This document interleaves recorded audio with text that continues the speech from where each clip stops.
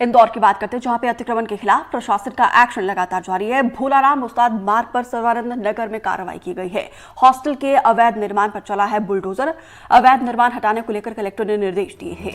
SDM और तहसीलदार की मौजूदगी में ये कार्रवाई हुई है। बुलडोजर की कार्रवाई लगातार जारी है। इलीगल कंस्ट्रक्शन को ध्वस्त करने के लिए अतिक्रमण के खिलाफ नगर निगम का यह पीला पंजा लगातार कार्रवाई कर रहा है। समीर खान ज्यादा जानकारी के साथ जुड़े हैं। समीर, इलीगल कंस्ट्रक्शन को ध्वस्त करके एक संदेश देने की कोशिश लगातार शासन प्रशासन की तरफ से की जा रही है कि अतिक्रमण को हटाकर ही ये अपने काम को आगे बढ़ाएंगे। जी हाँ, बिल्कुल। जिस तरह से हम ये कहें कि तेजी से बढ़ता हुआ इंदौर शहर है और इंदौर शहर के कई ऐसे इलाके हैं जहाँ पर इलीगल कंस्ट्रक्शन लगातार किया जा रहा है, उसी का एक हिस्सा है ये भंवरकुआ पुलिस थाना क्षेत्र का भोलाराम उस्ताद मार्ग है। और इस मार्ग पे कई अवैध इमारतें जो है हम ये कहें कि इलीगल बना दी गई है और बनाते भी लगातार बनाई भी जा रही है। यही वजह है कि प्रशासन ने बिल्कुल इलीगल कंस्ट्रक्शन को जो है अनुमति नहीं दी है और उन्होंने कहा कि किसी तरह का कोई निर्माण होता है तो उसे तत्काल ध्वस्त किया जाएगा। इस तरह की एक शिकायत जो है इंदौर कलेक्टर के पास पहुंची थी, तो जिला प्रशासन और नगर निगम का दल संयुक्त रूप से और पुलिस प्रशासन के साथ कार्रवाई करने पहुंचा। और जिस दिन योग पूरा जो ये कहें कि शहर योगमय हो रहा था, अलग अलग योग के आयोजन हो रहे थे, उस समय प्रशासन का जो है बुलडोजर यहाँ पर जो है अवैध इमारत को गिराने की कार्रवाई में जुट गया था। बड़ी संख्या में अधिकारियों के साथ ही जो है नगर निगम का अमला अतिक्रमण विरोधी दल भी यहाँ मौजूद था और उनके द्वारा इस जो है अवैध इमारत को जो है पूरी तरह से जमींदोज किया जा रहा है। शुक्रिया समीर, जानकारी देने के लिए आपका।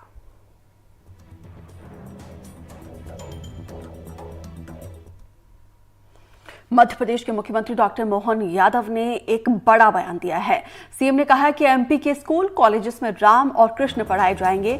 भगवान श्री राम और श्री कृष्ण से संबंधित जो भी चीजें हैं उन्हें स्कूल और उच्च शिक्षा के पाठ्यक्रम में शामिल किया जाएगा। सीएम डॉक्टर मोहन यादव की तरफ से ये बयान। श्री राम पद गमन, श्री कृष्ण पद गमन दोनों बड़े प्रोजेक्ट हाथ में लिए हैं और इन पथ गमन के आधार पर मध्य प्रदेश में भगवान राम किन किन स्थान पे गए हैं, उन प्रत्येक स्थान पर जाकर के उन स्थानों को चिन्हित करके उनको तीर्थ के रूप में विकसित करने का सरकार ने पहली बार में गठन के साथ ही निर्णय किया था। हमारे घोषणा पत्र में भी था। मुझे इस बात की प्रसन्नता कि हम इस पे काम कर रहे हैं। साथ ही साथ ये भगवान कृष्ण भगवान राम के जीवन की पाठ्यक्रम संबंधित जो भी उपलब्धियां हैं उसको भी हम पाठ्यक्रम में उच्च शिक्षा स्कूल शिक्षा में लेने वाले हैं। कई सारे निर्णय आज दिन भर अलग अलग सरकार की व्यवस्थाओं पे, क्योंकि चुनाव की एक बड़ी इकाई पूरी हुई है तो स्वाभाविक रूप से हम सबका दायित्व बनता है कि इसमें मोरा।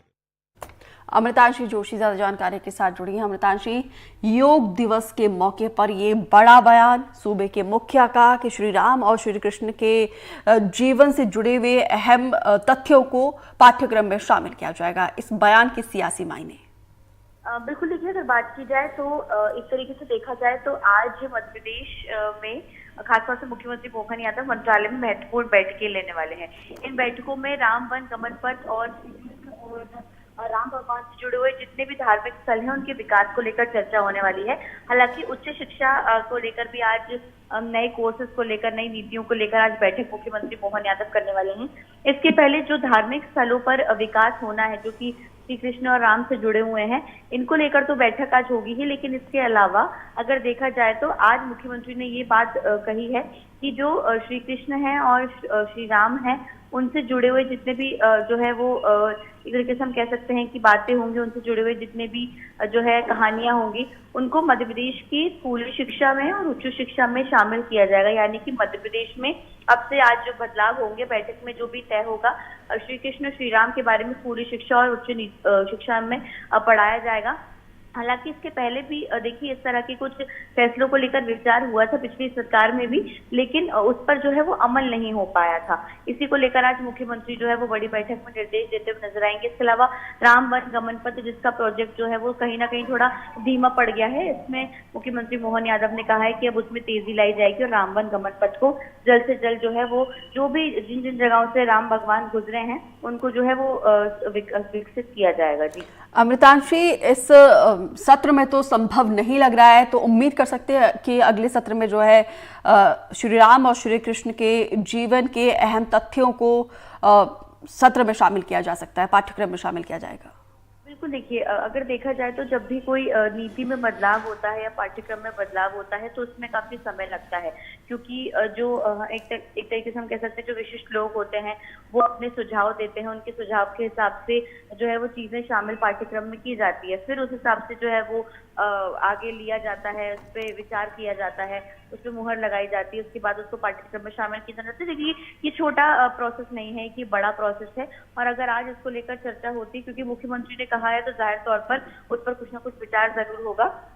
इस पर अगर आज चर्चा होती है तो इसको कैसे प्रभावी रूप से आगे लागू किया जाएगा, इसको लेकर भी एक रणनीति तैयार की जाएगी। जी चलिए, शुक्रिया अमृतांशी। अच्छा, एक और सवाल अमृतांशी, कांग्रेस की तरफ से कोई प्रतिक्रिया आई है इस मामले को लेकर?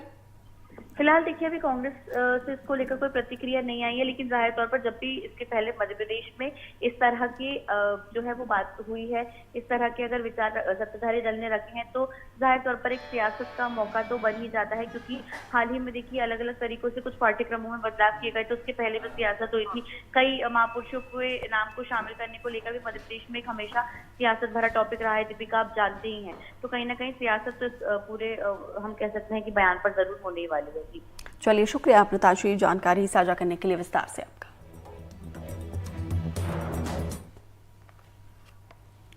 भोपाल से खबर है, जहां पे यूजीसी ने जारी की डिफॉल्टर यूनिवर्सिटीज की लिस्ट। मध्य प्रदेश की 7 यूनिवर्सिटीज ऐसे हैं जो डिफॉल्टर घोषित किए गए हैं। इसमें पत्रकारिता यूनिवर्सिटी माखनलाल चतुर्वेदी भी डिफॉल्टर घोषित हुई है। आरजीपी जवाहरलाल नेहरू कृषि विश्वविद्यालय, Madhya Pradesh medical science university defaulter घोषित हुई है।